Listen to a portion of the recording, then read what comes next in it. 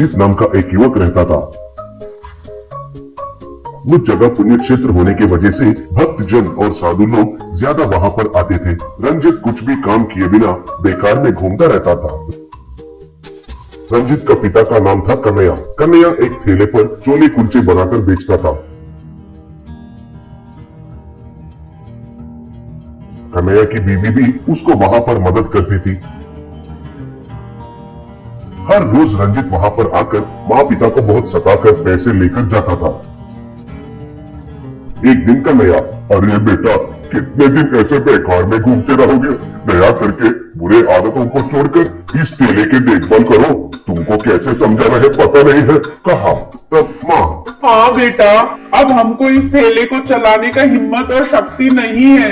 हमें आराम करने का समय आ गया है। दया करके हमारी बात मानो बेटा, बोली। तब रंजित, अरे अरे अरे, क्या परेशानी है आप लोगों को?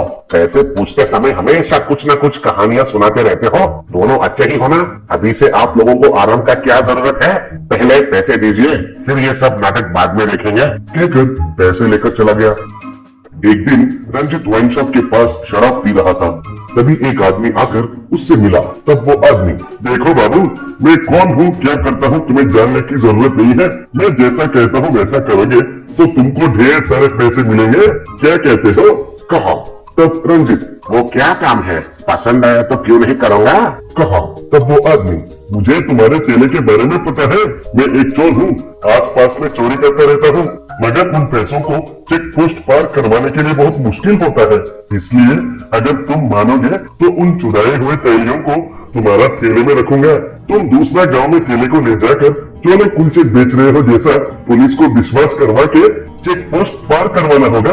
वहाँ पर हमारा आदमी तुम्हारे ठेले से थैलियों को ले जाएंगे। अगर वैसे करोगे तो मैं तुम्हें ढेर सारे पैसे दूंगा, कहा। वो बात सुनकर रंजित में आस पैदा हुआ।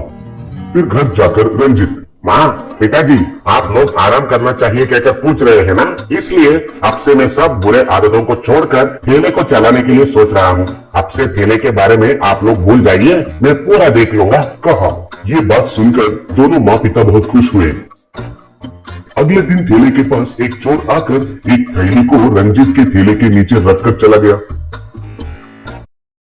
फिर रंजित ने ठेले को धकेलते हुए गांव के बाहर चेक पोस्ट के पास गया। तब वहां पर ऐसे, अरे बाबू, ये ठेले तो कन्हैया का है ना?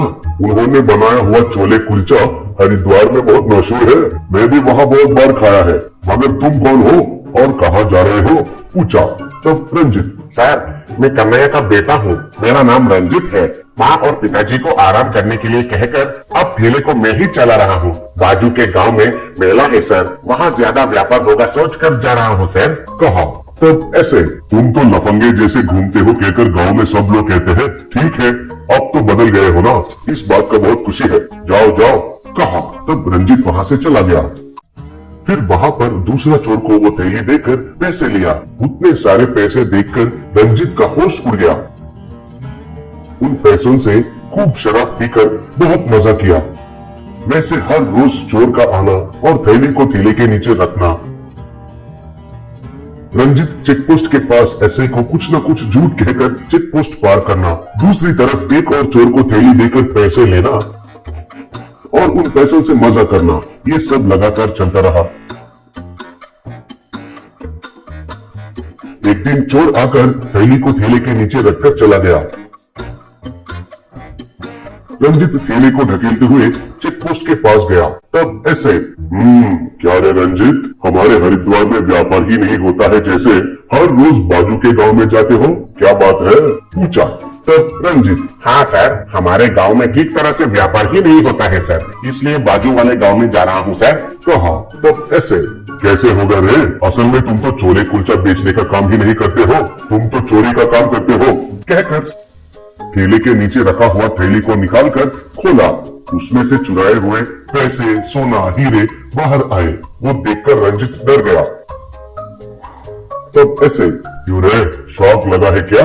एक बार उधर देखो, डबल शॉक लगेगा, कहा। फिर रंजित ने उस तरफ देखा तो पुलिस लोगों ने थैली देने वाला चोर को और उसको लेने वाला चोर को पकड़कर थे। फिर पुलिस ने रंजित को पकड़कर खूब पीटे। तब रंजित भी उन चोरों के साथ जेल में चला गया।